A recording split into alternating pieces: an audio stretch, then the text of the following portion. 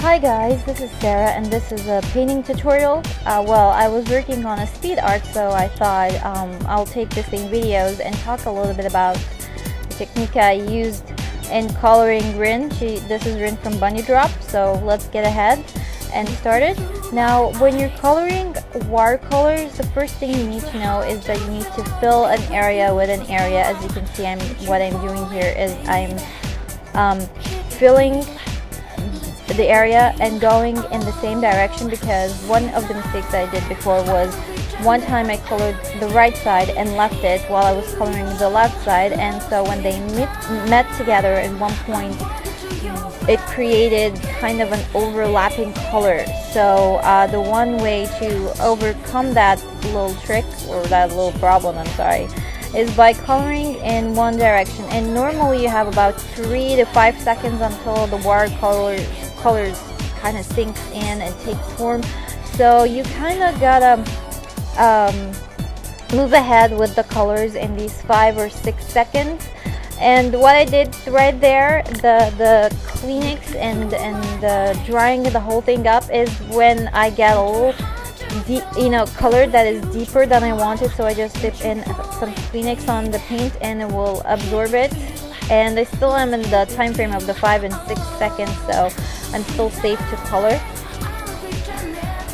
And I just keep on going until the whole area is filled, as you can see here, in the same direction. And with this square type of brush, which I feel a lot better because I can control this a lot better than the normal pointy type of brush. The other pointy type of brush, I just don't have any control on it. So if you're not good enough with the normal type of painting brush, you should try this one.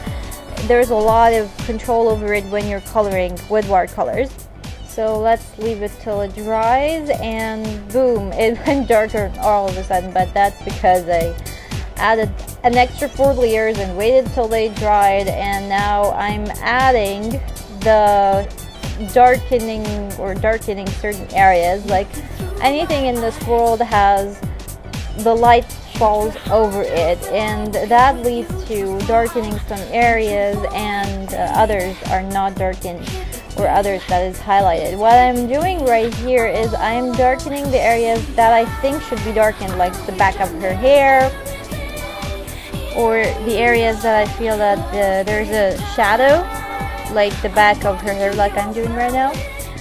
And there's also something I want to say to people who feel like they still don't have enough control over when they're shading with watercolors. Like, you colored the whole base with watercolors, but you don't know how to add the shading exactly with your brush.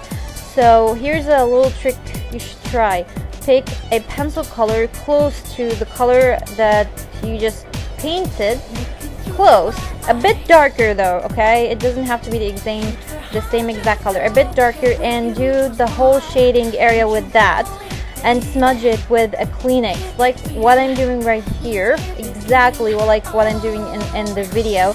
But instead of with a brush, just do it with a pencil color, and you'll get the same result, or kind of closer result to this. And just when you smudge it, it will blend together, and it will feel more natural, as it is part of the drawing, with no lines or kind of separation lines or anything like that. Because sometimes you feel that when you are coloring or shading, there is like a separation between the shaded color and the original color. In a way, it helps to blend in the whole thing together.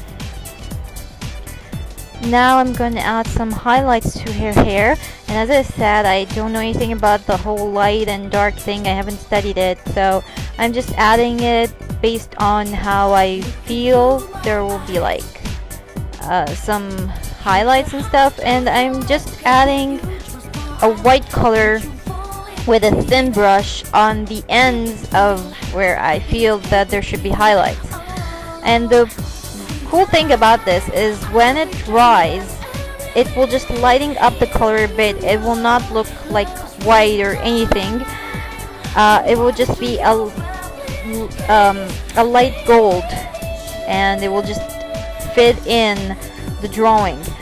And I also want to show you another cool use for white colors if you have done a little mistake, and how you can use the white color to erase that mistake.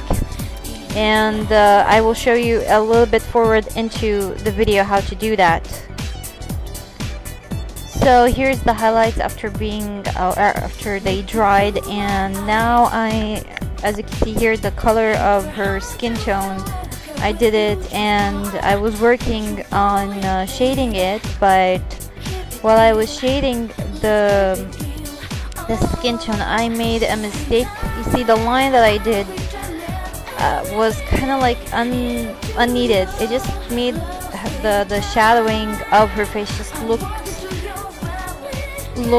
weird, and I just wanted to remove it, but it was already dried, so I couldn't dip a tissue on it. So what I did was kind of by pure accident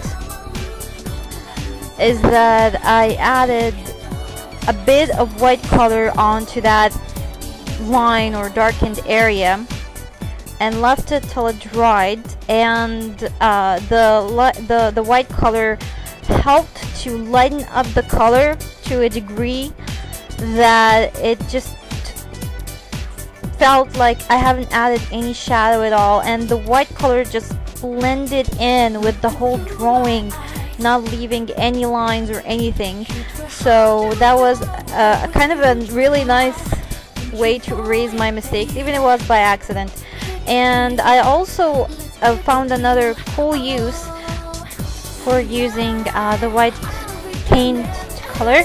You see, I'm adding a little bit of white in the corner of the eyes to kind of help to blend in the white part with the skin tone of Rin's face, and it did kind of do just that. It felt like the colors were smoothing in together once the whole thing has dried up. And this is really useful because, you know, in anime eyes there is an area there where it's just no lines, it's just a big white area.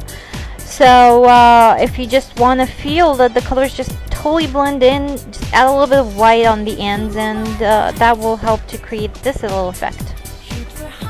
Well, that's it for this drawing or painting tutorial.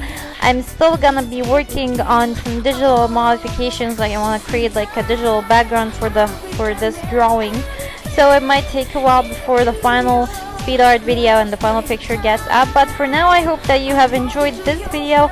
I'll see you in another video, so stay safe and take care, you guys. Bye.